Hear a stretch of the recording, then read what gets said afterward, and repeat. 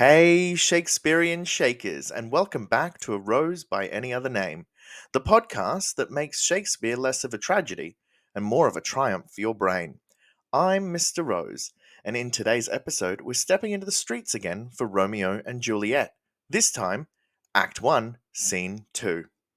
This one's got matchmaking, miscommunication, and the kind of guestless mishap that you could only expect to happen in the world where no one checks ID or literacy levels. So let's dive in.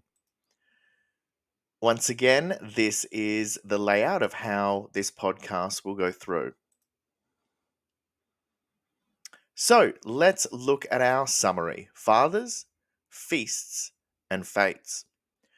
Capulet and Paris are out for a walk, and Paris is like, hey, I'd love to marry Juliet. Capulet says, it's tempting, but she's not even 14. Maybe wait a couple of summers. Still, Capulet is clearly open to the idea. He even invites Paris to his big masquerade party that night to woo Juliet. In his words, "But woo her, gentle Paris, get her heart. My, my will to her consent is but a part." Sounds sweet, right? But there's definitely still pressure there. Capulet hands off the guest list to his servant Peter, who immediately panics because he can't read. Insert facepalm here. Just as Peter's freaking out, Romeo and Benvolio stroll by, still chatting about Romeo's heartbreak. Peter asks Romeo to read the list, and guess who's invited? Rosalind, Romeo's obsessed ex. Peter, unaware that Romeo is a Montague, tells them to come along. He says, "If you not be of House Montagues, I pray, come and crush a cup of wine." Benvolio convinces Romeo it's the perfect chance to check out other girls and forget Rosalind. Romeo agrees, sort of. He still thinks Rosalind is unmatched. He says, "One fairer than my love, all-seeing sun, never saw her match since the world begun." Oh, Romeo, some famous last words.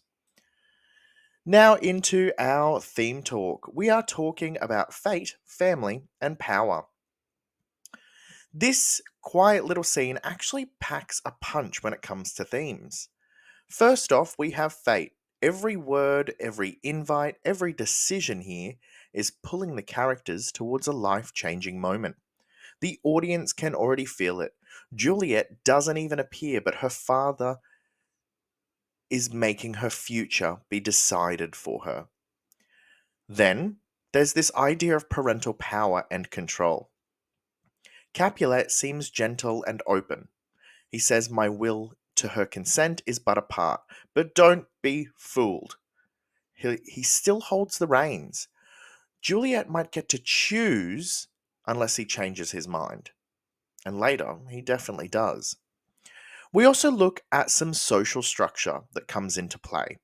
Peter's comic role, the illiterate servant, is funny, sure, but it also shows how class and education determine who gets to make decisions and who gets left reading nothing at all.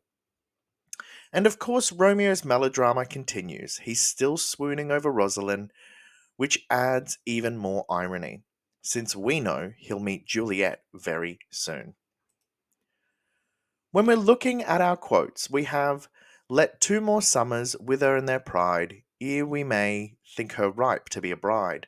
This is said by Capulet. Juliet is seen as something to be ripened. This shows how marriage in Verona is more about age and timing than love. Capulet, when speaking to Paris, says, "My will to her consent is but a part." This sounds like a step towards progress, but please remember, Juliet still lives under her father's rule, so she still needs to follow what he says. "Go, Sirrah, trudge about, through fair Verona, find those persons out, whose names are written there." Peter is given a task that highlights the inequalities of the social hierarchy. He's expected to do something he's never been taught to do. "If you not be of the house Montagues, I pray, come and crush a cup of wine." This is said by Peter when he's speaking to Benvolio and Romeo. This line is unintentionally ironic. He invites Romeo, exactly the person the Capulets do not want there.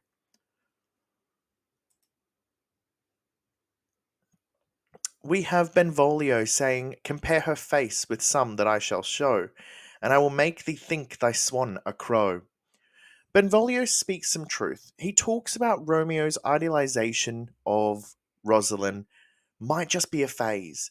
Yes, she might seem beautiful right now, but there's other women out there. You need to look at these other women. Once you do, you'll realize that this beautiful swan that you see all the time is actually just a crow. And we have one fairer than my love, the all-seeing sun. Never saw her match since first the world begun. It's classic Romeo, isn't it? He's full of over the top passion that's probably more about the idea of love than the person that he's speaking about.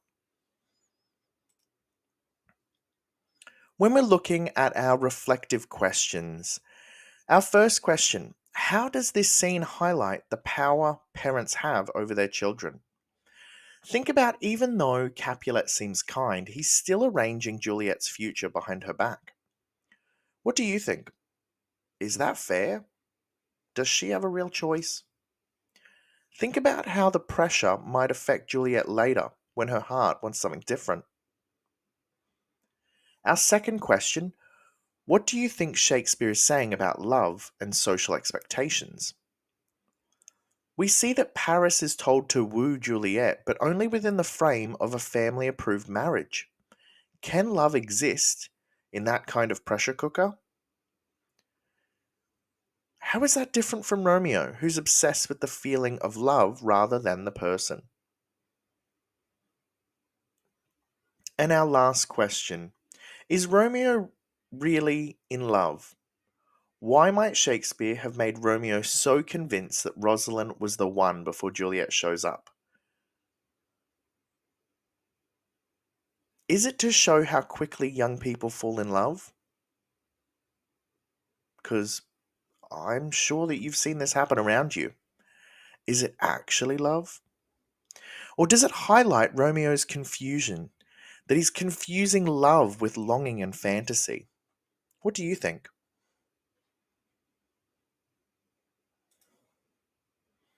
So, in our closing, that is it for episode 2 of A Rose by Any Other Name. In just a few lines, we've seen family politics, miscommunication, and a lovesick teen who's about to crash the biggest party in Verona. Next time, we'll head into Act 1, Scene 3, where we'll finally meet Juliet and see how she feels about all this matchmaking business. Spoiler, there's a nurse who has a lot to say. Until then, keep your hearts light, your metaphors sharp, and, for the love of literature, don't hand your guest list to someone who can't read. Thank you.